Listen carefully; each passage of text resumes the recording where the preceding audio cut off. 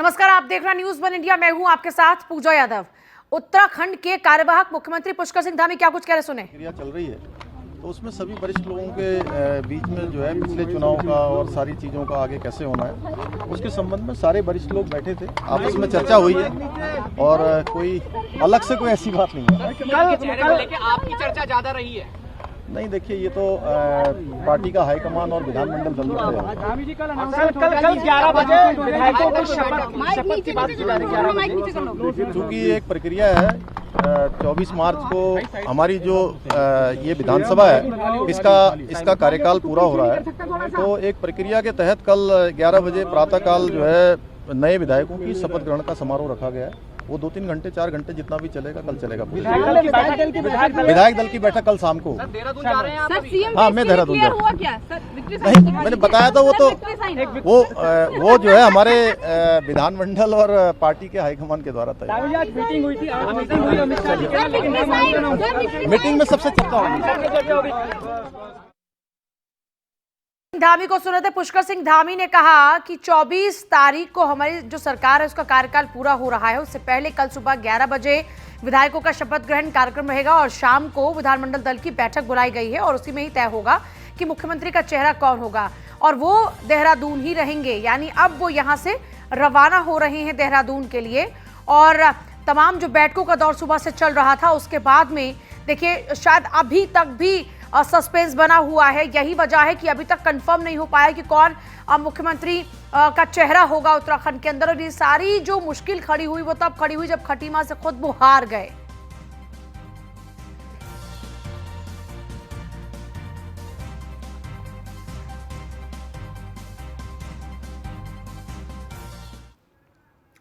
देखिए पुष्कर सिंह धामी अब यहां से देहरादून के रवाना हो चुके हैं। बैठकों का दौर सुबह से ही चल रहा था और उन बैठकों के दौर के बाद अब की अगर बात करते हैं तो अब उनकी रवानगी देहरादून के लिए हो चुकी है। और वो बता रहे कि कल विधायकों का जो शपथ ग्रहण है वो शपथ ग्रहण का कार्यक्रम 2-3 घंटे जो भी चलेगा वो जैसा कह रहे थे और उसके बाद शाम को विधानमंडल दल की बैठक है और अब वो यहाँ से देहरादून जा रहे हैं। देहरादून में ही वो कल मौजूद रहेंगे। ये उनकी तरफ से बातें तमाम कही गई। प्रिया राणा दिल्ली में मौजूद है, सुदीप देहरादून में ही इस वक्त मौजूद हैं और दोनों तरफ कुछ ना कुछ घट रहा है लगातार। दिल्ली में प्रिया रवाना हो चुके हैं वहां से पुष्कर सिंह धामी। इसके अलावा और क्या कुछ अपडेट आपके पास में है? क्या अब भी बैठक चल रही है? अमित शाह, जेपी नड्डा, बी संतोष की बैठक चल रही थी, उस बैठक में से अभी तक कोई इनपुट मिल पा रहा है क्या?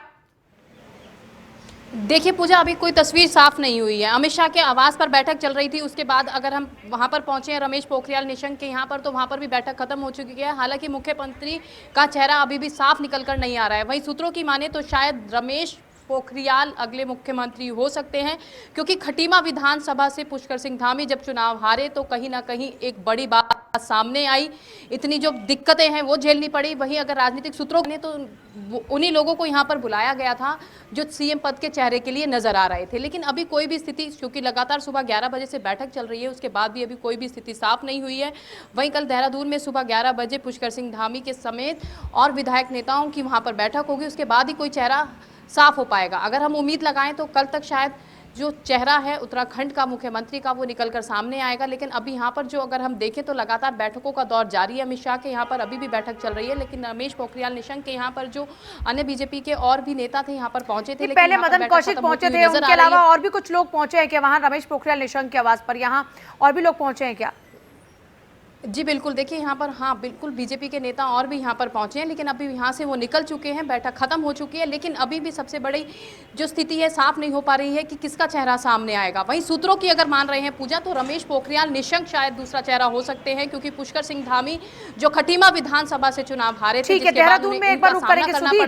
अभी तक रमेश पोखरियाल निशंक इस दौड़ से बाहर थे, तो क्या रमेश पोखरियाल निशंक का चेहरा अब दौड़ में आ चुका है? जिस तरीके से हिमालय भवन में उनसे मुलाकात के लिए कई नेता वहां पर पहुंच गए।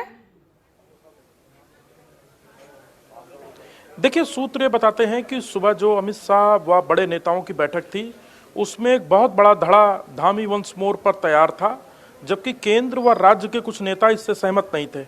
इस बात से पार्टी आला कमान असहज हुआ है और एक बार फिर से जो पूर्व मुख्यमंत्री और केंद्रीय मंत्री रह चुके हैं, राज्य के बड़े नेता हैं रमेश पोखरियाल निशंक, उनके आवास पर दोबारा बैठक शुरू हुई है। सूत्र ये बताते हैं कि इन बैठकों के बीच में ही जो न्यूज़ वन इंडिया ने खबर ब्रेक की थी कि इस बार विधानमंडल दल से पहले विधानसभा में शपथ होगी, इस पर मोहर लगी है।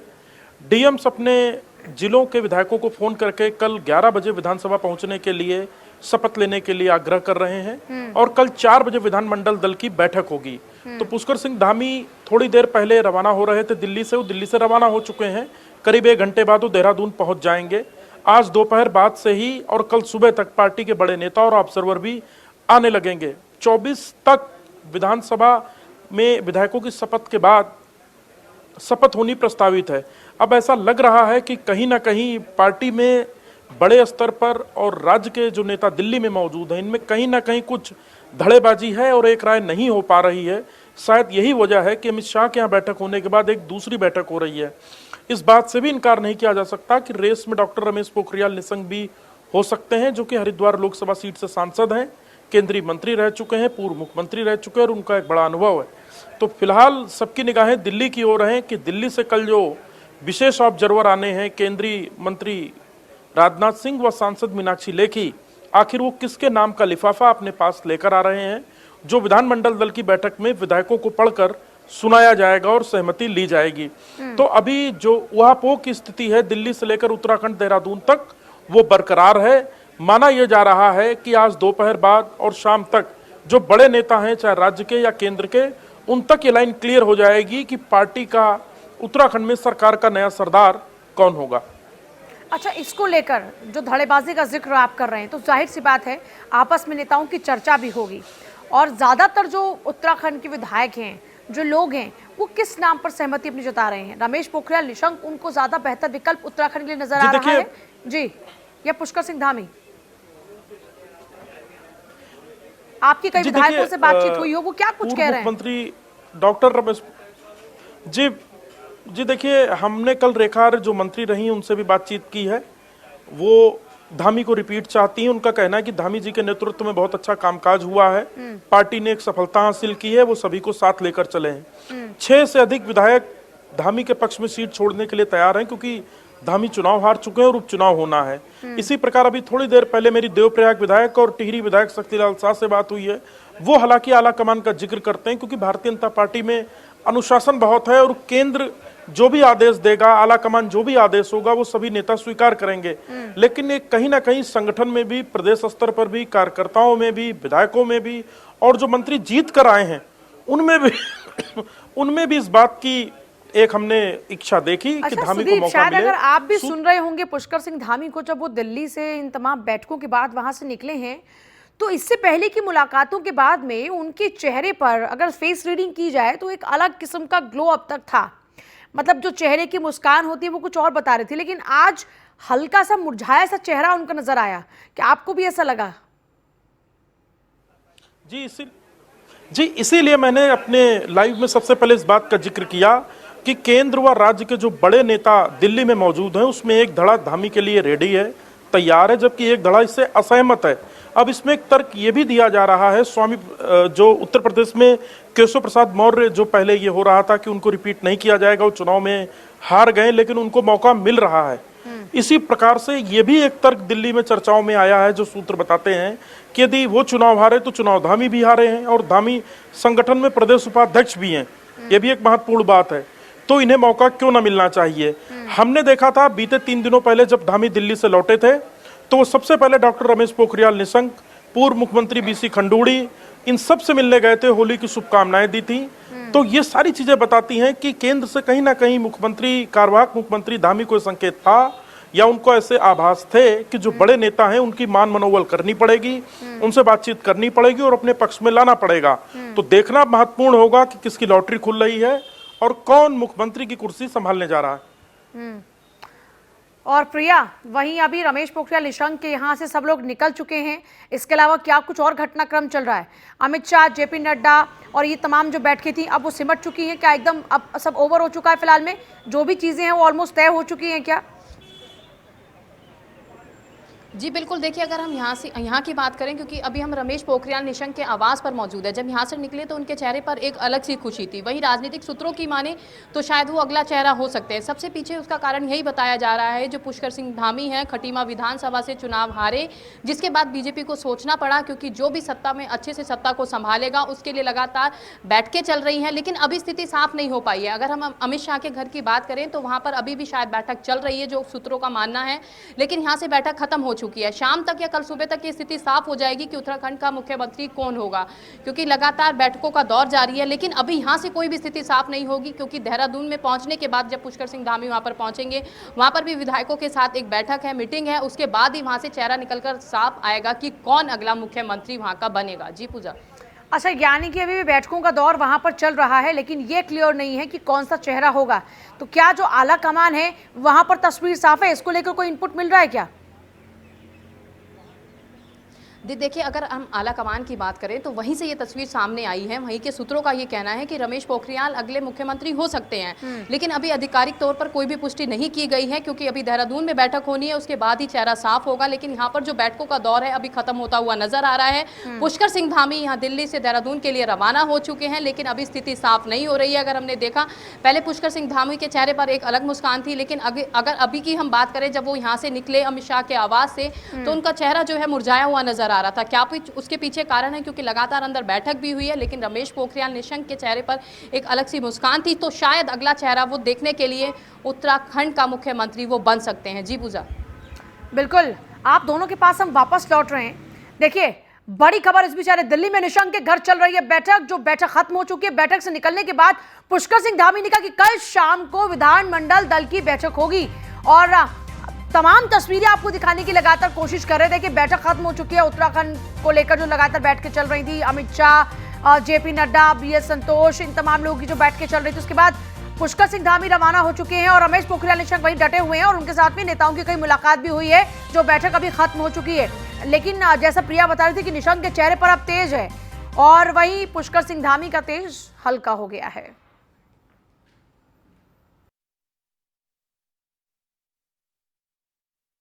प्रचंड बहुमत की जीत माननीय प्रधानमंत्री जी के नेतृत्व में हुई है। उसके बाद चूंकि सरकार गठन की प्रक्रिया चल रही है, तो उसमें सभी वरिष्ठ लोगों के बीच में जो है पिछले चुनाव का और सारी चीज़ों का आगे कैसे होना है, उसके संबंध में सारे वरिष्ठ लोग बैठे थे, आपस में चर्चा हुई है, और कोई अलग से कोई ऐसी बात नहीं है। कल आपकी चर्चा ज्यादा रही है?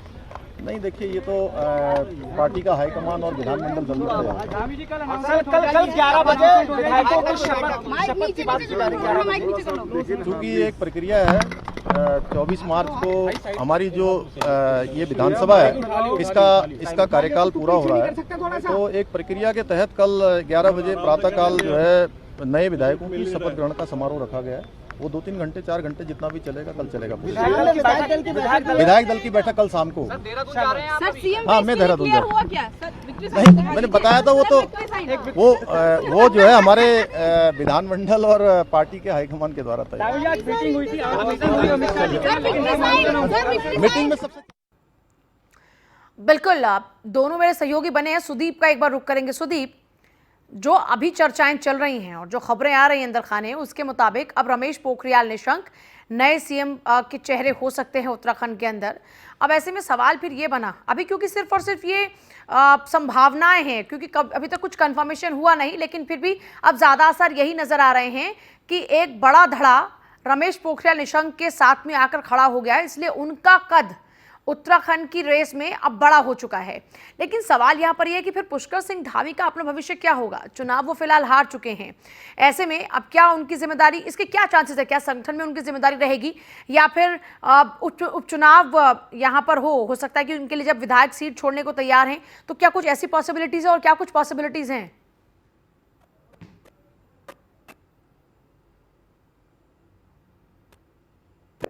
सुदीप, बहुत अच्छी नहीं रही हैं। हम ये जरूर कह सकते हैं कि पुष्कर सिंह धामी के नेतृत्व में चुनाव लड़ा गया और वो जीते हैं। केंद्र के आला कमान में अगर मैं बात करूं, जो केंद्रीय मंत्री हैं और प्रदेश में प्रभारी भी रहे चुनाव के, प्रहलाद जोशी, केंद्रीय रक्षा मंत्री राजनाथ सिंह और अमित शाह काफी हद तक सहमत हैं धामी को लेकर, लेकिन केंद्र के ही व राज्य के कुछ नेता धामी से सहमत हैं कि हारे हुए व्यक्ति को कमान नहीं देनी चाहिए, क्योंकि वो लोकप्रिय नहीं है। यदि वो लोकप्रिय नहीं है, वो चुनाव हार गए, तो ऐसे व्यक्ति को आखिर जिम्मेदारी क्यों मिले? ऐसी चर्चा में सूत्र बता रहे हैं कि ऐसी बातचीत हुई है।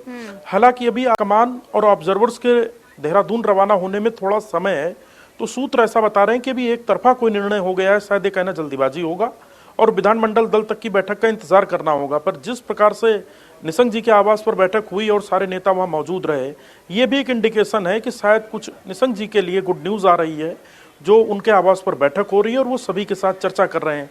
निशंक बड़े नेता हैं, सांसद हैं, मुख्यमंत्री रह चुके हैं और केंद्रीय मंत्री के साथ साथ अभी कुछ दिनों पूर्व जब मंत्रिमंडल विस्तार हुआ था तो उनसे एचआरडी मिनिस्ट्री ले ली गई थी। फिलहाल में वो सांसद हैं और हरिद्वार लोकसभा सीट पर एक फैक्ट ये भी है कि हरिद्वार जिले में हरिद्वार लोकसभा सीट पर भाजपा का प्रदर्शन इन चुनाव में अच्छा नहीं रहा। 5 विधायक कांग्रेस के जीते हैं, ये भी एक फैक्ट है। और हरिद्वार जिले से ही प्रदेश अध्यक्ष मदन कौशिक भी आते हैं और हरिद्वार लोकसभा सीट पर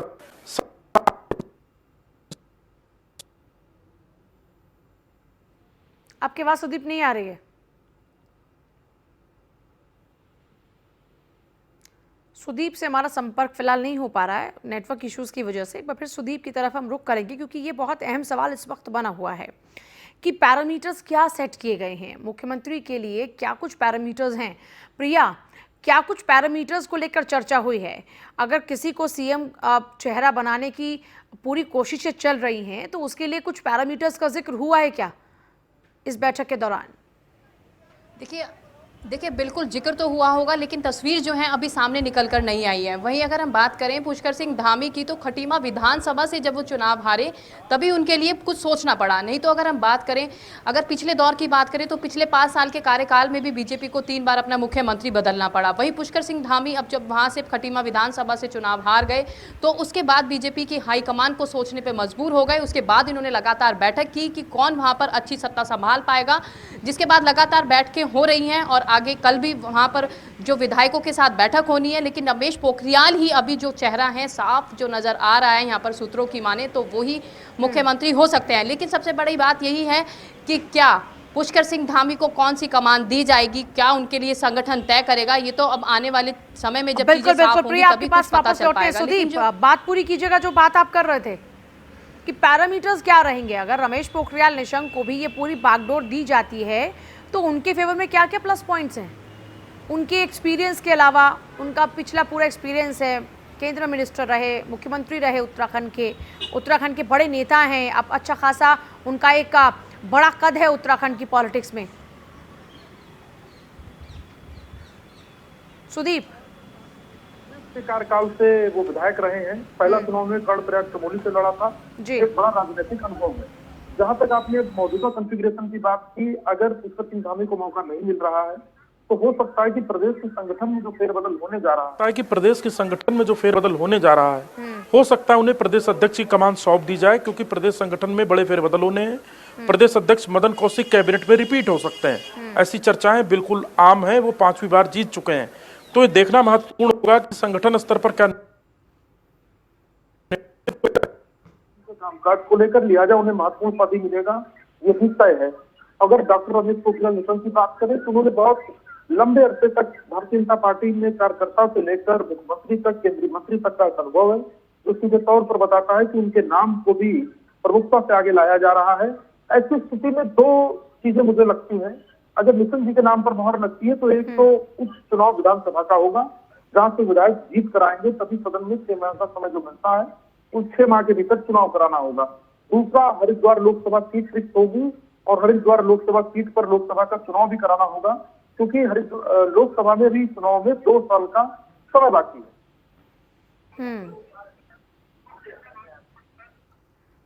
ये तो रहेगा पूरा प्रोसीजर। अगर निशंक बनते हैं मुख्यमंत्री तो जाहिर सी बात है उनके लिए पहले उपचुनाव यहाँ होगा और उसके बाद तब जाकर वो मुख्यमंत्री बन पाएंगे। ये रहेगा पूरा प्रोसीजर। इस बीच में आप दोनों के पास वापस लौटती हूँ। देखिए, लगातार हम आपको हर अपडेट दे रहे हैं। कल की अगर बात करते हैं, सुबह 11 बजे का वक्त है जब विधायकों का शपथ ग्रहण शुरू हो जाएगा। 2 से 3 बजे तक, 2 से 3 घंटे तक लगभग ये मानकर चला जा रहा है कि ये पूरा जो शपथ ग्रहण कार्यक्रम रहेगा वो चलेगा। और उसके बाद की अगर बात करते हैं तो उसके बाद शाम के 4 बजे लगभग ये मानकर चला जा रहा है कि विधानमंडल दल की जो बैठक है वो होगी और उसमें तस्वीर साफ हो जाएगी कि कौन अगला मुख्यमंत्री उत्तराखंड का होने जा रहा है। लेकिन कमोबेश स्थिति अब ये बन चुकी है कि पुष्कर सिंह धामी अब तक बेहद भले ही खुश नजर आ रहे हों, लेकिन फिलहाल उनको लेकर जो पहले तस्वीर लग रहा था कि वो नंबर 1 पर बने हुए हैं, वो तस्वीर थोड़ी धुंधली सी अब हो गई है और रमेश पोखरियाल निशंक की जो तस्वीर है वो भरकर सामने आई है। ऐसे में मानकर ये चला जा रहा है कि हो सकता है कि रमेश पोखरियाल निशंक को इस बार उत्तराखंड की कमान सौंपी जाए।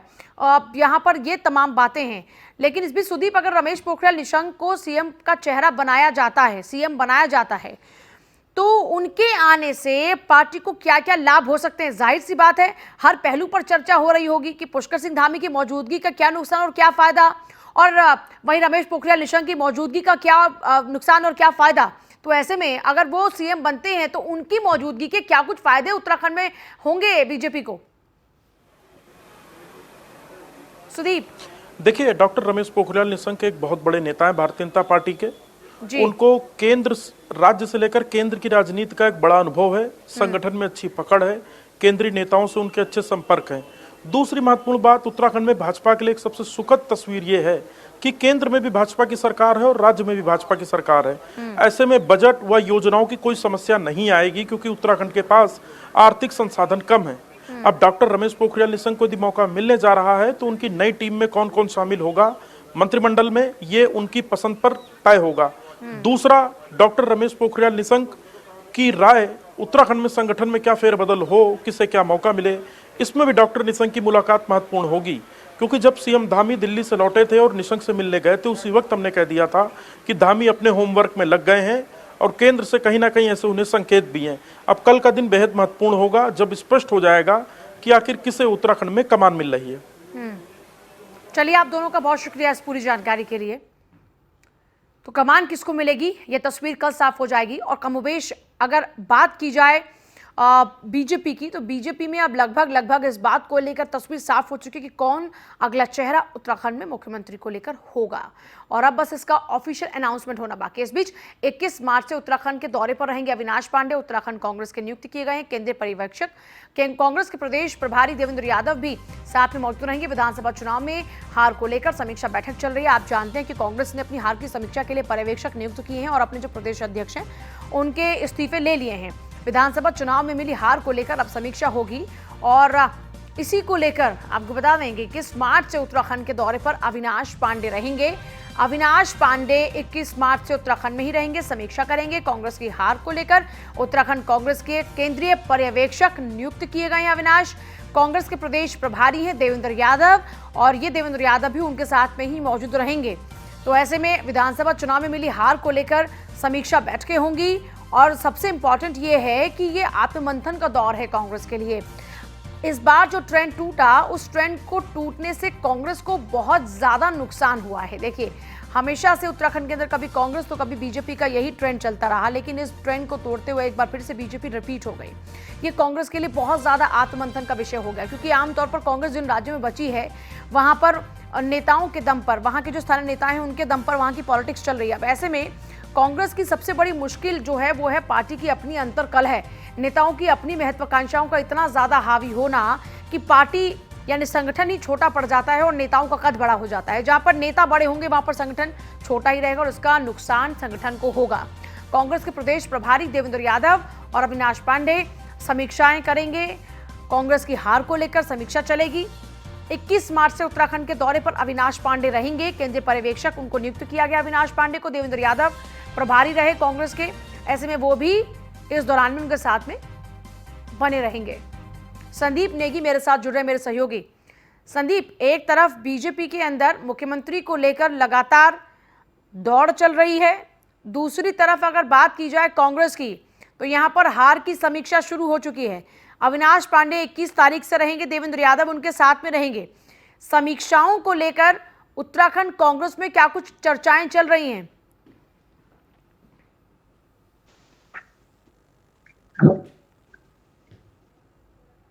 संदीप,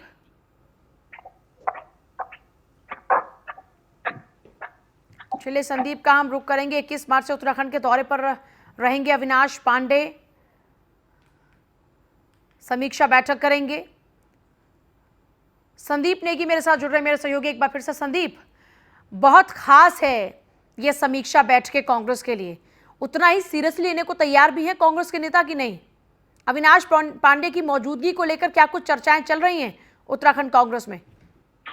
देखिए, कहीं ना कहीं कांग्रेस में करारी हार होने के बावजूद अब कहीं ना कहीं जो कांग्रेस जो संगठन है वो लगातार अपनी बैठकों का दौर कर रहा है। और चूंकि जो बड़े नेता हैं कांग्रेस के, उन्होंने अपनी हार स्वीकार भी कर ली है। गणेश गोरियाल से इस्तीफा भी मांगा गया है। प्रदेश अध्यक्ष का हरीश रावत, जो कि खुद मुख्यमंत्री के चेहरे थे, उन्होंने भी अपनी जो हार स्वीकार कर ली। लेकिन आखिरकार कमी कहां रह गई है, इस पर पूरा मंथन करने के लिए जो पूरी जो कांग्रेस की टीम है वो लगातार अब बैठकों का दौर कर रही है। इसी के चलते जो कल जो अविनाश पांडे हैं, जो पर्यवेक्षक बनाए गए हैं, वो कल देहरादून पहुंचेंगे और उसके बाद जो प्रदेश प्रभारी देवेंद्र यादव है वो भी कल देहरादून पहुंचेंगे। तो कुल मिलाकर कह सकते हैं कि लोकसभा वाइज जो उत्तराखंड की जो 500 लोकसभा है उसके लिए लगातार जो बैठकों का दौर है कि हर लोकसभा में जितनी भी विधानसभाएं आती हैं उनके जो तमाम जो नेता हैं, जो जीते हुए विधायक हैं, वो आएंगे। उसके अलावा जो हारे हुए विधायक के जो प्रत्याशी हैं वो भी आएंगे। और इसके अलावा जो तमाम वहां के जो जिलाध्यक्ष हैं या फिर पुराने जो नेता हैं, शीर्ष नेता हैं, वो लगातार वहां पर आएंगे। तो कह सकते हैं कि पूरा मंथन रहेगा कि आखिरकार वजह क्या रही है। क्योंकि पिछली बार की अगर मैं बात करूं, 2017 की बात करूं, तो कांग्रेस महज 11 सीटों पर सिमट कर रह गई थी। लेकिन 5 साल कहीं ना कहीं कांग्रेस को मिले और उसके बाद वह महज 19 सीट पर